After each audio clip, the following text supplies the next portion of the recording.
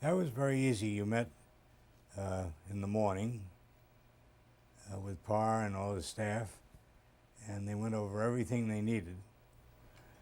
Because he didn't need props or physical things to do, because his thing was all done with interviews of different people. Genevieve and Alexander King and all those people that would come on and talk and talk and talk forever.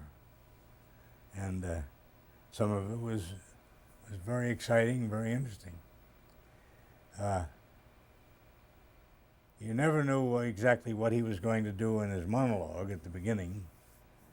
Some of them were excellent, some were a little tepid, some were not so amusing, but he had a great sense of humor on how to interest people. And something would go wrong, and I don't know whether you remember or anybody remembers the WC episode, The Water Closet. He came and told the water closet story, which is a very long story about, it's just a misinterpretation about what this clergyman was talking about, and he would make remarks about it, and of course they had a double entendre meaning to it a little bit. And this was part of his monologue, This correct? was part of his monologue. And what we used to call the censors, there was a group of standards and practices at NBC, and they just went goofy. And his feelings were hurt, and he's very touchy and very emotional, and he made a decision, I don't know how many days later, that he was going to pull a thing where he was just going to walk off the show. Now I'll stop telling that story to say that across the hall we were rehearsing Donald Voorhees and his 53-piece orchestra, which I'd have to have a setup for the whole orchestra, and it was always called a reading. I never quite understood in the musical thing why it's called a reading, but I guess you had to read the notes, maybe that's where the word reading came from. And this was for what show? This was for the Bell Telephone Hour. And if I'd looked it up, I could tell you the exact date.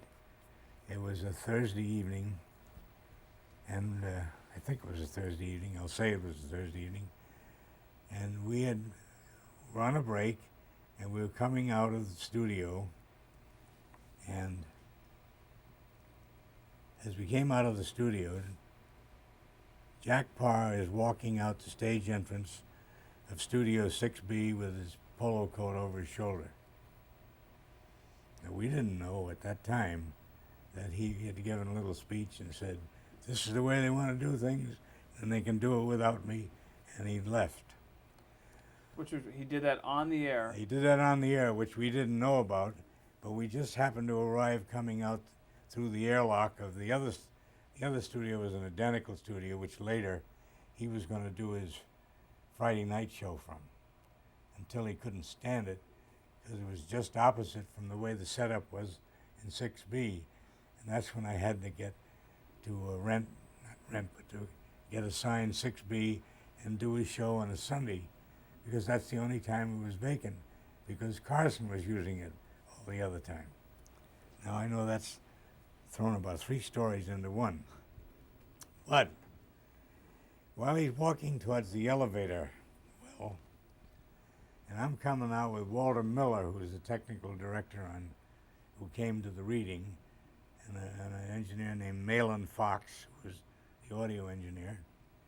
We hear a pitter-pat of feet on the linoleum, and out of the stage entrance comes Jose Melis, who was the orchestra director on the Tonight Show. Now, Jack is down near the elevator well, and Jose Melis is calling to him, "Jacques, Jacques, how am I going to get home? You drove." Oh, we laughed a little, but we weren't sure what it was all about. They both lived in Bronxville, and one would drive in one day, and then the other would drive in the other. So that was, I don't know how Mellis got home, probably on the train. But then we learned afterwards that he'd left Hugh Downs in there to control the remainder of the show. And he came back a week or 10 days later.